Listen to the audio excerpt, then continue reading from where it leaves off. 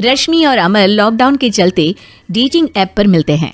उसी बीच उनकी बॉन्डिंग बहुत अच्छी बन जाती है और दोनों एक दूसरे से प्यार करने लगते हैं।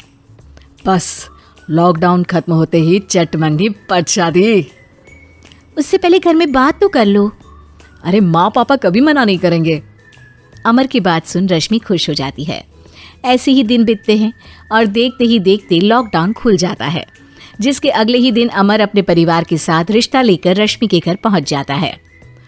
अभी लॉकडाउन खुला ही है और कोरोना तो खत्म भी नहीं हुआ, इसलिए ज्यादा कुछ ना करके अगले कुछ दिनों में छोटे फंक्शन के साथ शादी कर लेते हैं। अमर के पापा की बात पर सब सहमत हो जाते हैं। कुछ दिन बाद दोनों की शादी हो जाती है और रश्मि अपने ससुराल पहुंच जाती है। बेटा, शादी तो तूने अपनी मर्जी से कर ली, लेकिन बहू को बोल देना इस घर में हुक्म मेरा ही चलेगा, इसलिए अपना राज जमाने की कोशिश भी ना करें। माँ, रश्मि को यहाँ सिर्फ प्यार, आशीर्वाद और अपनापन चाहिए, पैसा या राज नहीं। बेटी की बात पर सास मुंह बनाए वहां से चली जाती है और अब वो हर रोज रश्मि को परेशान करना और ताने देना शुरू कर देती है।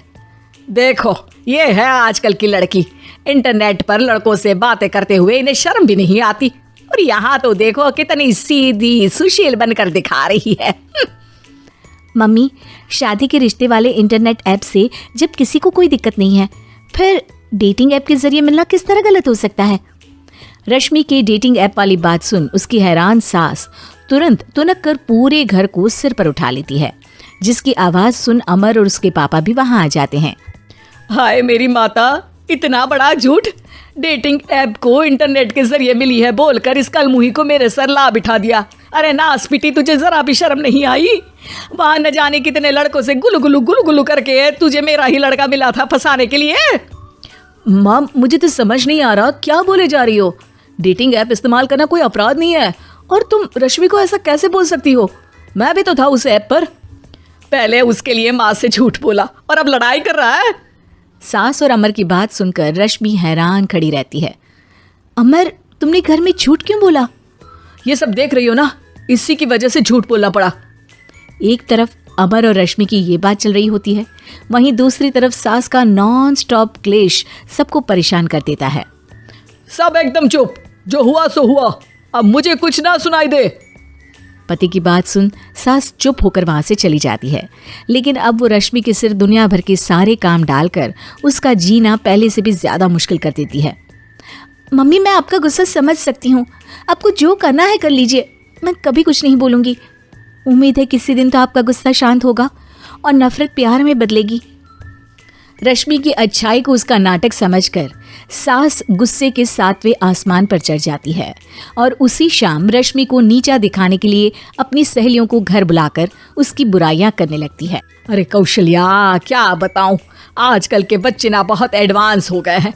पहले रिश्ते घर परिवार वाले सब देख परख के कराते थे, और अब ये लोग खुद न जाने कहाँ कहाँ मिलकर खुद ही सब कुछ पक्का करके हमें बता देते हैं।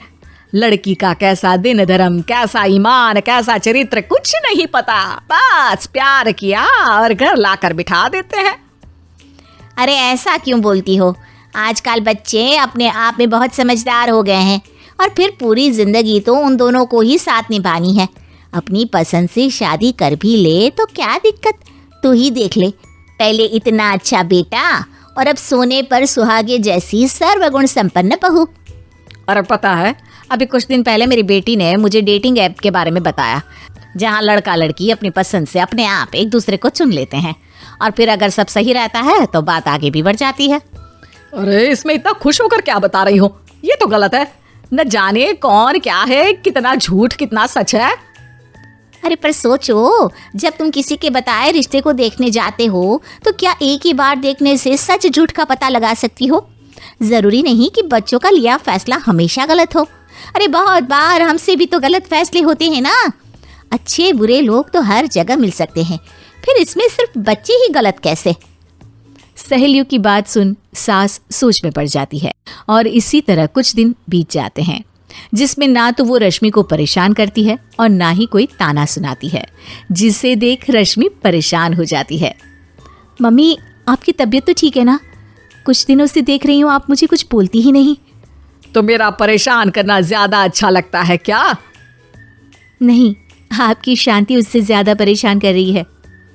शांति इसलिए है क्योंकि मुझे एहसास हो गया है कि गलत तुम लोग नहीं, मेरी सोच है।